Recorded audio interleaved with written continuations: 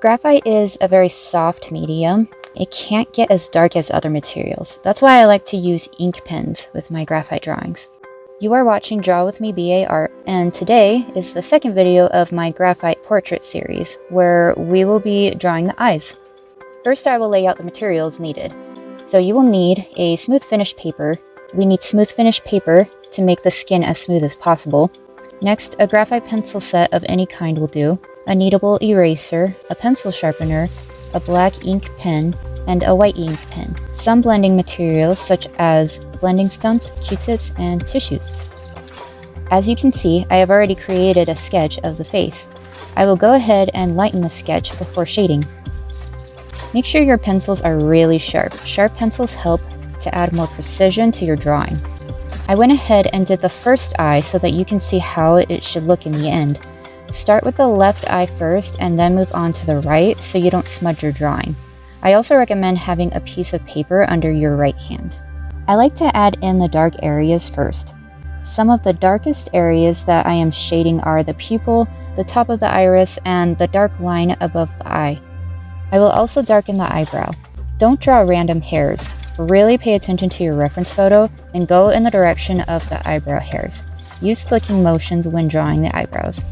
Now I will do a general shading of the skin around the eye.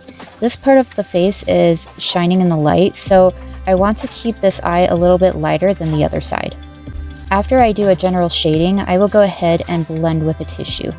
If you prefer the skin to have a more smooth blend, I recommend a smooth finish paper along with a tissue. This will give you the best smooth blend. Now we'll start layering some darker shadows. Make sure you're always looking at your reference photo so that the shadows are going in the correct place. I like to go in a pattern of adding a shadow in small circles, blend, and then repeat. This creates a slow process of building up those shadows that will give you great results. If something becomes too dark, you can always go back with an eraser to lighten things up. Now we will use a light pencil to shade the whites of the eye. Go in little circles and keep the center of the eye lighter and the edges darker. You can use the blending stump to blend the smaller areas in the eye.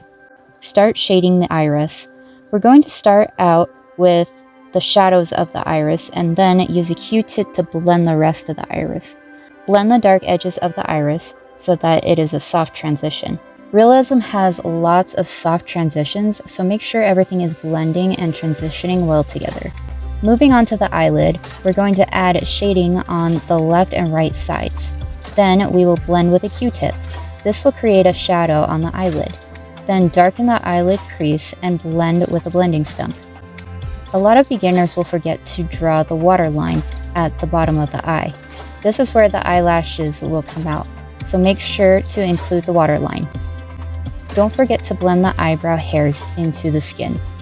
You can do this using a Q-tip and going in the direction of the hairs. Now we'll start adding eyelashes. We'll start with a dark pencil and draw the darker lashes first. Note the direction of the eyelashes before drawing them. It's really important to get the direction of the eyelashes correct because if the eyelashes are in the wrong direction, it could ruin the entire drawing. So make sure your eyelashes are the same direction and length as your reference photo. Draw what you see and don't add hairs that aren't there. Your pencil needs to be as sharp as possible when drawing eyelashes so that they can be as precise as possible. Now I'm going to go through with my ink pens. I will use the black ink pen to get the darkest parts of the eye, like the bottom of the eyelashes and the pupil. I use a pencil to blend the black ink into the graphite. I also use the black ink pen to darken the bottom brow hairs. This will add a dimension to the eyebrow. Then I will use the white ink pen to create the shine in the eyes. Pay attention to your reference photo when completing this task.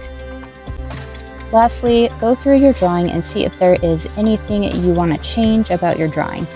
If your drawing doesn't look right and you don't quite know why, you can take a picture of your drawing and your reference photo on your phone and flip between the two photos.